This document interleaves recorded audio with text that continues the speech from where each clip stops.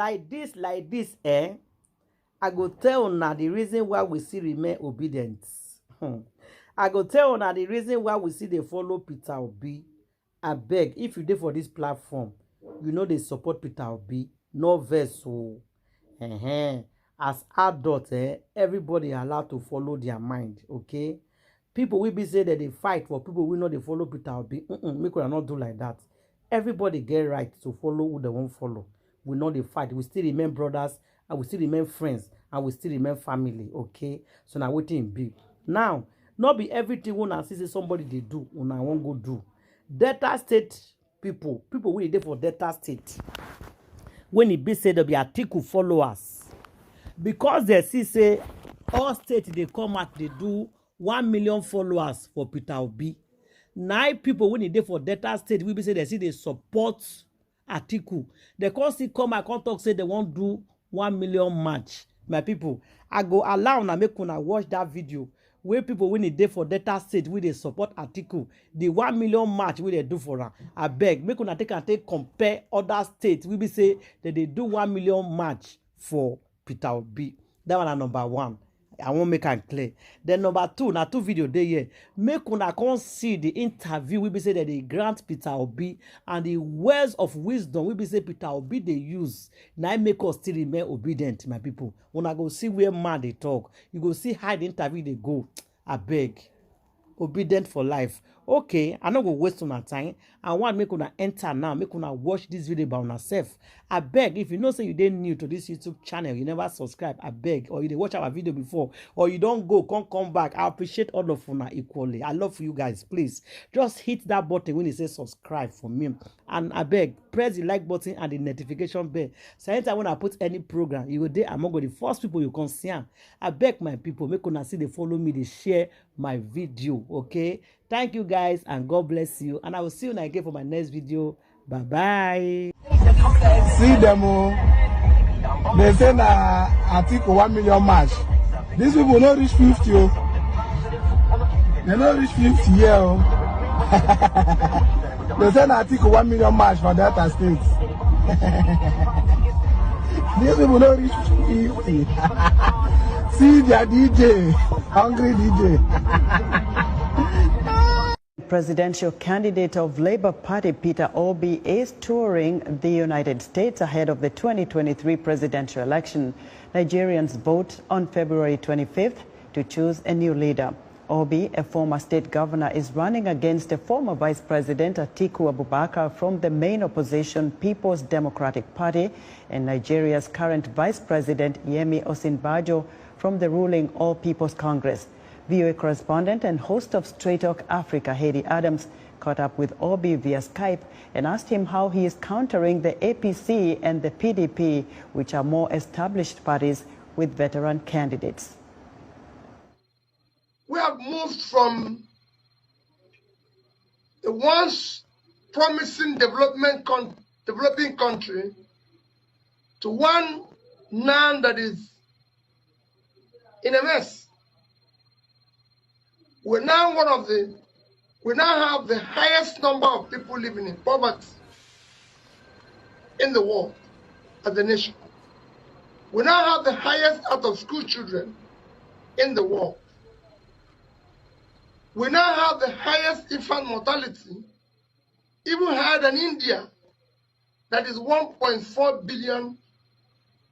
We now have the highest drug prevalence among youths. We have the highest unemployment.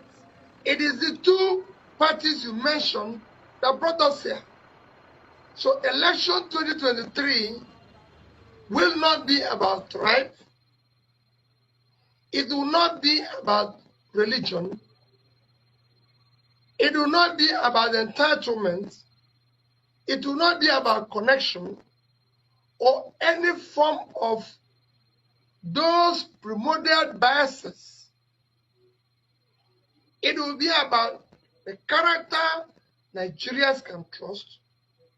It will be about competency. It will be about capacity and commitment to start turning around the Nigerian situation. Nigeria has long battled with corruption and impunity among its security agencies.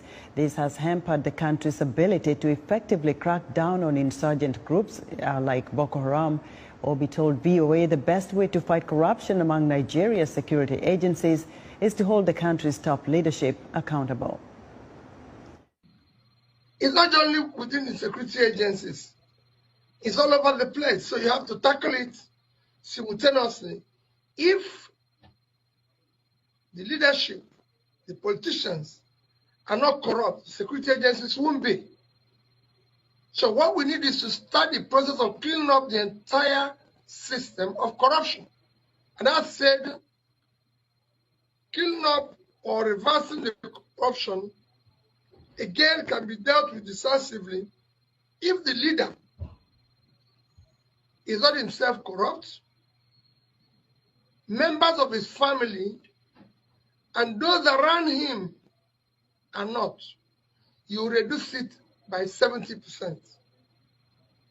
Because you'll be able, when you lead transparently, others will follow. And corruption must now be dealt with in Nigeria. It's been too long where we're preaching it, where we're talking about it, without dealing with it decisively. On his U.S. tour, Obi is also visiting Atlanta and New York City. You know, when I was in the university at the age of 22, and we're fighting for June 12th, fighting with Abibola, do you know what they used to call us? Delinquent, juveniles. They used to accuse us of juvenile delinquency. It's university students. They don't know what they're doing. But it was the same delinquent juveniles that delivered democracy to Nigeria. In 1999, I was one of them. Femi Falana, Gani Fawemi, they call them names. Fela Anikulapo Kude, they say, oh, he's always on drugs, Bekor Ransom Kude, they say it's a doctor who doesn't want to practice medicine because he doesn't know medicine. There's nothing they don't call us. That comes with the nature of our calling. So what is youthful exuberance in asking for democracy? Or asking that the thieves in the country... But perhaps you're not the only one asking for such. No. But perhaps your approach. That's why I brought up the issue of approach. The question of approach is conviction sometimes.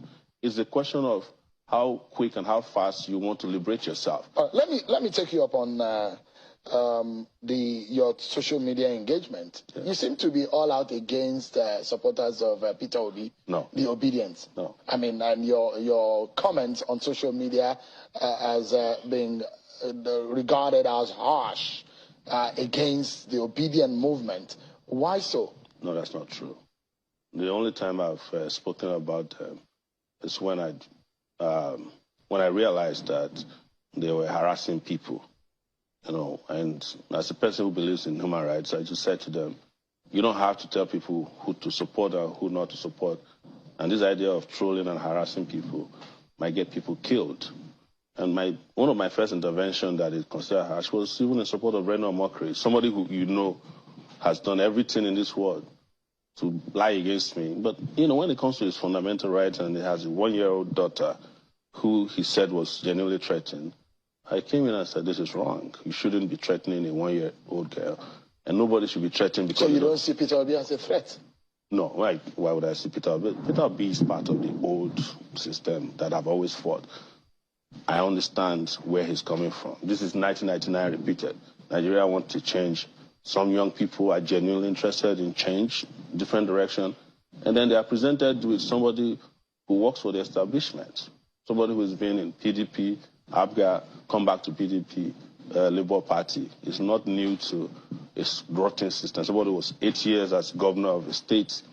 You can be emotional about it, but that's the truth. They didn't, build any schools, didn't build any industry, didn't have a power station. It's not my kind of progressive... So anybody that is in government, as far as you're concerned... Anybody that's been in government for 8 years and has nothing to show for it, it's not my right candidate for... There are a few people who have been in government that are running in this race. The candidate of the PDP is there, the candidate of the APC is maybe there. you have not been following my social media postings. That's why you said maybe I'm against obedience. I've been after Atiku. I've been after Emilokon, Bola Tinubu. I've been after Kwakwanso. but less because, you know, I don't have much. Why do you go after them? I go after them because we need engagement in elections. Elections are not just about espousing ideas. It's about telling people who they can vote for and who they shouldn't vote for. Whose turn is it this time around? Our turn. The people's turn. Our look on.